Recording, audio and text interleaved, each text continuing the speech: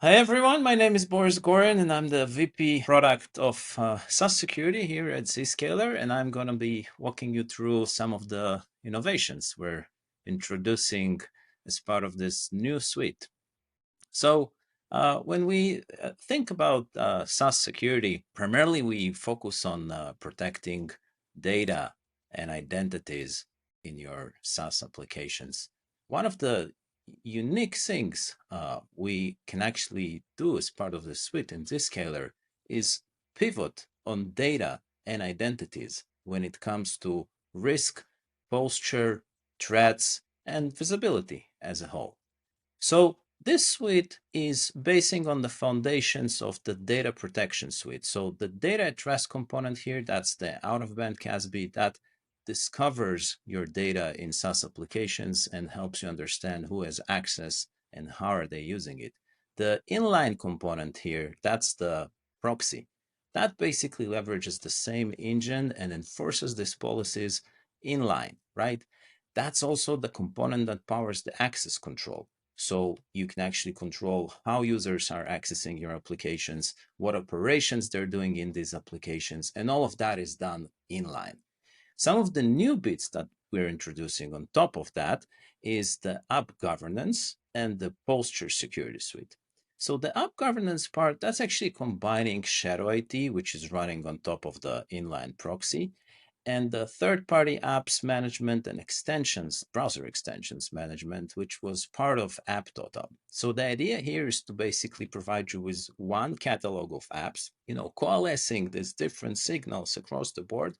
And this catalog today supports north of 300,000 different apps, extensions, add-ons, and whatnot, which I think should be the largest number of apps supported by this kind of a solution in the industry. The posture security component builds on top of the existing SSPM, which was part of ZIA, and extends these capabilities from classic platform controls to user-level controls, app-level controls, which are again building on top of AppTotal here, and soon also data-level controls. So the idea is basically to merge this landscape of identities and platform settings and see how are they actually coexisting. So to give you a quick example, the platform has enforces MFA for all your users, but then a particular user has an MFA exemption. Either through a conditional access policy or through a group that he is a member of. So the question is, how are these settings coexisting in one platform? And what happens in practice? Is the user actually getting two-factor authentication when they log in or not? This is really one of the reasons that Forrester recognized this architecture as the leader in the emerging SaaS security space, or SSPM as it is called today. Primary reason around that is that Zscaler was actually the only vendor that had all these capabilities across data, identities, threat detection in SaaS applications, posture management, discovery and management of SaaS applications, and even spend management, which is actually part of the business insight solution, under one platform that is tightly integrated. All of these other vendors, they may have some strengths, specific strengths around, say, posture or spend management, but it turns out that Zscaler was actually identified as the only solution that had an offering in every one of these capabilities integrated together. Moving forward, when we think about the SSPM offering as part of that solution, we focus on four main pillars when we think of our posture management solution. So first, with every SSPM solution, it's the breadth of applications supported and the depth. And the strategy we've chosen is basically when we think about the most popular apps, so these are the Salesforce and the Office 365, ServiceNow, and so on. So we've picked the dozen or so that are most popular, and then we try to focus, we try to go as deep as possible in terms of the security checks and the number of security checks and the complexity of security checks for these platforms. But when it comes to the long tail of applications, right? So organizations today have hundreds of SaaS applications. But what happens, and this is something we can easily see within AppTotal, once you deploy it, is that most of the apps in an organization are actually used by just a few users. So you would typically have 80% of the user base in your organization using 20% of the apps, whereas 80% of the apps are typically, spanning, across different groups of less than 20%. Actually, it's typically less than 5 users for every app on average. So what we're trying to do is we're trying to go as deep as we can on the major platforms, and then we're trying to pick up the most essential security controls for the long tail. And the most essential would typically be like, does that platform enforce SSO? Does that platform enforce MFA? Does it have auditing enabled? Does it have HTTPS enforcement? And so we would pick up the few ones that are essential to that platform and focus on them rather than, digging deeper. The other thing is we focus on both security and compliance. And I'll walk you through that. But the idea is that on one hand, we can have the lens of, security checks as they come in security frameworks like CIS and NIST and Cloud Security Alliance, Matrix, and so on. But on the other hand, the other lens of that is basically looking into how these security checks are fueling compliance frameworks, right? And then in terms of context, we always try to help you understand how does a specific security check impact your overall risk and what it means in terms of the actual threat to a given identity or an application or even data in your environment, rather than focusing on the technical aspect of that security check and recommending just how it can be remediated. And lastly, when we think about the risk and remediation, all these issues, we first try to tailor the risk to your risk profile. So what that means is that at first you can actually override the risk that is coming out of the platform, and then with time we'll be able to suggest the severity for a given security check failing based on your choices. And the other thing, prioritized remediation, is basically focusing on other aspects of the risk, not just the severity, but also the complexity of remediation and the potential impact from changing the settings in your SaaS environment. So going a little bit deeper into a few examples here. So as I mentioned, when we think of security checks, and this one is talking about blocking third-party app access to that particular platform, in this case, Office 365, there's the security check, but then we actually map it to the various compliance frameworks and actually the specific control in that framework, so that if you follow that specific framework, then you can actually have the pivot and the framework-centric view in the compliance screen later on and see what compliance controls in that framework are actually failing, and then what are the individual security checks underlying those controls. And then once you click that, then you can deep dive into that security check and see what needs to be done to have it remediated. Some of the things that we're thinking about going forward is actually letting our customers bring their own frameworks. Something we've heard over and over is that some organizations would have some adaptations to all these frameworks, and then they would like to actually select their set of controls, or maybe set of controls spanning multiple compliance frameworks. So that is something that we're considering and is probably coming later this year. Going forward, let us also look into how we can actually deep dive into the impact going from this finding. So this is the same finding, around blocking third-party apps in that specific tenant, and then, following the description of what it means and, what's the threat and how can we actually go about remediating it. If we go on the other assets tab, then we can actually see all the different apps in this case that are being affected by this control failing. So in essence, this control actually lets the platform connect third-party apps. And so these are some of the apps connected in that environment. And then if we click on the first one here, then we're actually going to be able to see what is the data that is affected by this app having access to your environment. And I'll go through that example in the actual demo as well. Going deeper into the data, we can see what are the files that are actually affected, and then who are the users. If we break the violations by users, we can see the users that are affected by this violation. Another example is a classic use case that I often hear is shadow users or shadow user accounts. So what happens is that you would typically have your IDP, and often that would have some kind of an SSO enforcement. So for example, say Okta or Azure AD. But then what happens is that when users have access to your SaaS applications, then they would often set up local users, right? So they would create additional users on top of the ones that are correlated to the actual identities in your IDP. Now, that sort of creates shadow users because they're unmanaged, right? So when that employee leaves the organization, then the local user stays. There are typically no enforcement of the controls of SSO, MFA, any type of conditional access policies, and so on. So mostly very hard to govern, and creates an additional attack surface.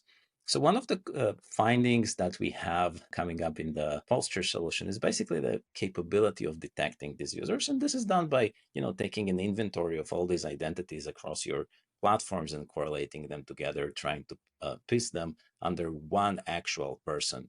So again, if we focus on that specific control, then the assets in that case would be the actual users, right?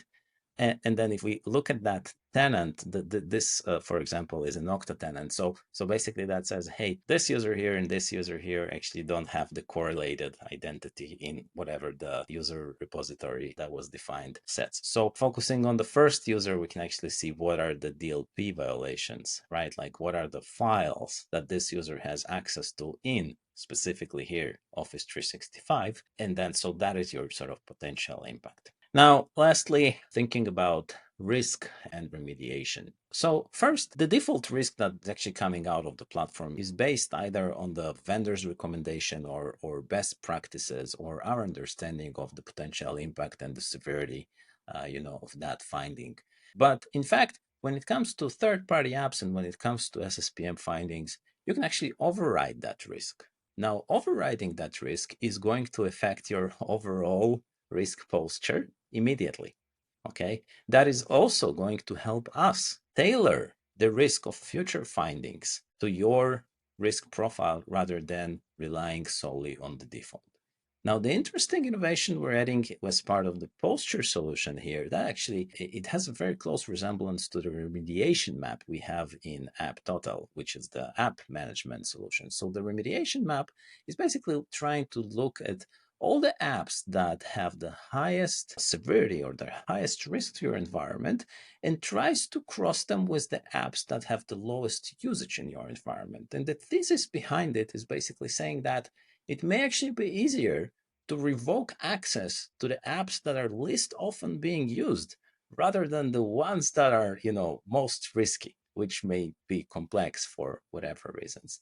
And this has actually seen quite significant traction from all the organizations that are using AppTotal. And so we decided to stretch that idea for SSPM as well.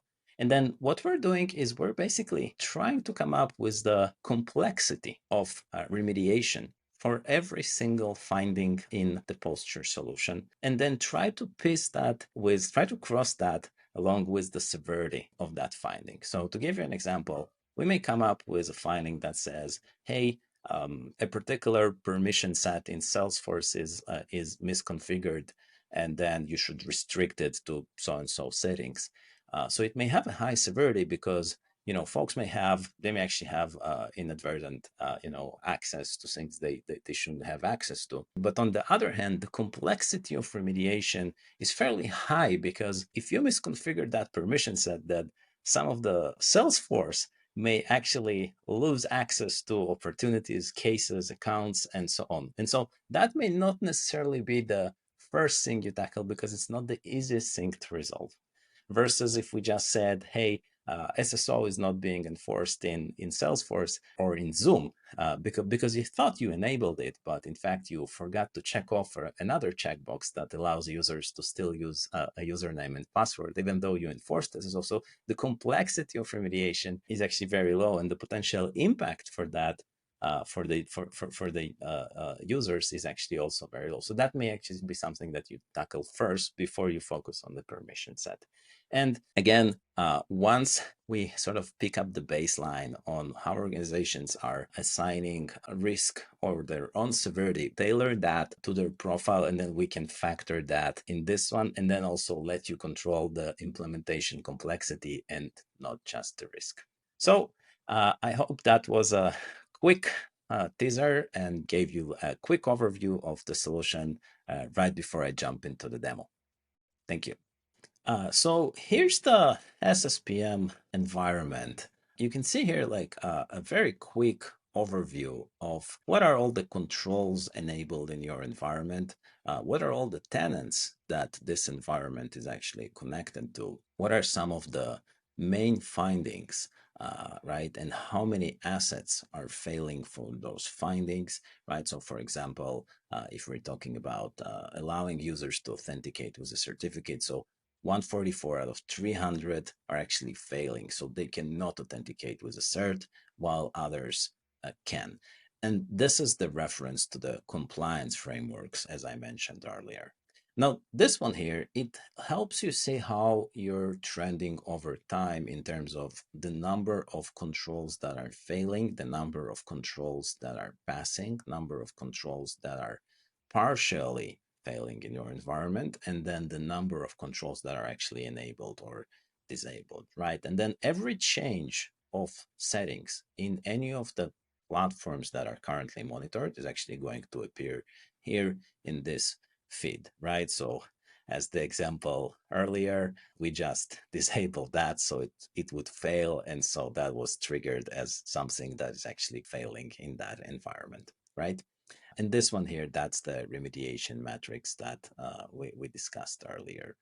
So if we focus on a specific control, I'm going to go into this one, right? So we discussed it in the demo. So this one is talking about, you know, the shadow users and the threat and the potential impact, and this one actually lets you see the users that are affected by this specific control. And then the thing is that you can enable or disable a specific user. So for example, what if that user was supposed to be there?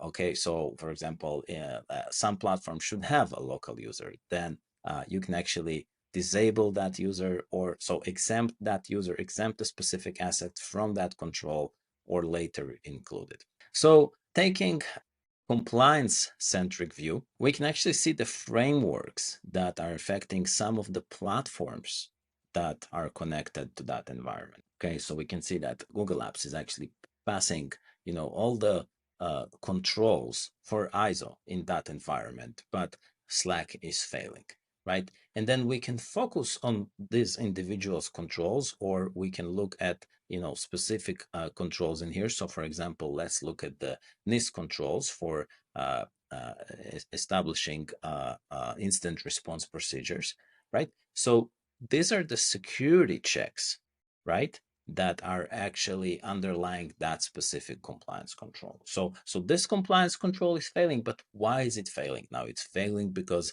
this specific setting in Microsoft, okay, is failing, right?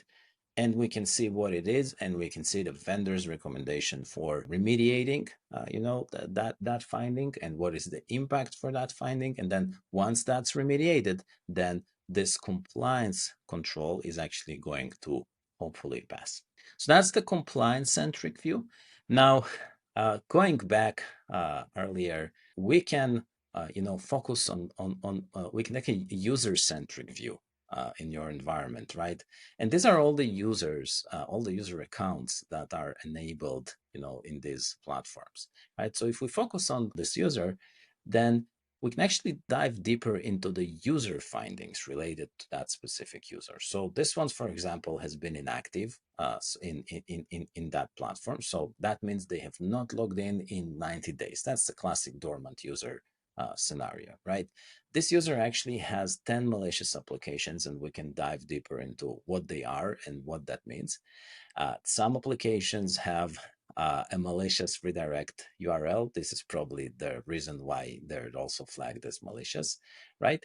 and so on. And then we can also see the platform settings, right, that are affecting this specific user. So for example, you may MFA is not enabled for this user in Salesforce, and then the password history enforcement for that user, it seems like it's also disabled, and then you can focus on that and remediate that for that user, or you can focus on the platform setting and see how it affects other users in your environment, if at all, and if that's justified. Now, if we look at the apps, then this is just a pivot again on the user identity, right? Like trying to understand which third-party apps have access through that user, right? And then what type of access do they have? And then if we want to take it a step further, then this one here, that's actually leveraging the data we get out of band CASB, right? So one integrated platform. So if we focus on that user, so this view here, it lets you see what is that user's posture. This one here, it helps you understand what is the third party, who are the third party vendors that have access through that user to your data. And this one here helps you understand what data can actually be accessed by that user. So we're basically combining three solutions: the app total for app management, the posture solution for configuration management, and the out-of-band CASB, focusing on data at rest into this single view. Now, if we go back a sec, so this is the app inventory, which actually comes with App Total. It's now just integrated into this one solution for SaaS posture, and that's just an inventory of all the third-party apps and browser extensions that have access to your environment. And just as you can, deep dive into a user, then you can actually look into a specific app. That's that OneDrive free client. You can see who are the other users that have granted access to this application. What does it have access to? What are some of the issues with that application? What files can it actually access? What are the DLP violations for that, for these files, and what is the impact? Now, you can also revoke these apps and classify them as sanctioned or a sanctioned app. Again, this is the standard app total solution, slightly lifted up and integrated with this posture platform.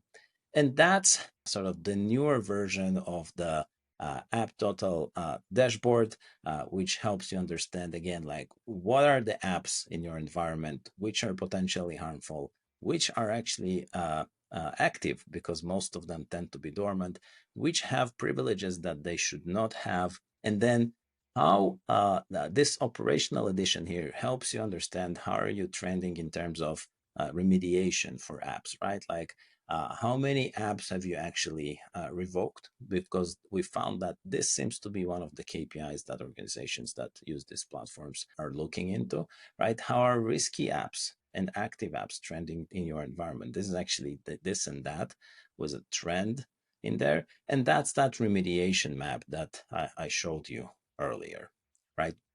So again, lifting up the existing App Total solution, combining it with the compliance and posture screens, and trying to focus on all these three capabilities to give you one lens for identity and data, apps, and access in a single experience. Thank you for that.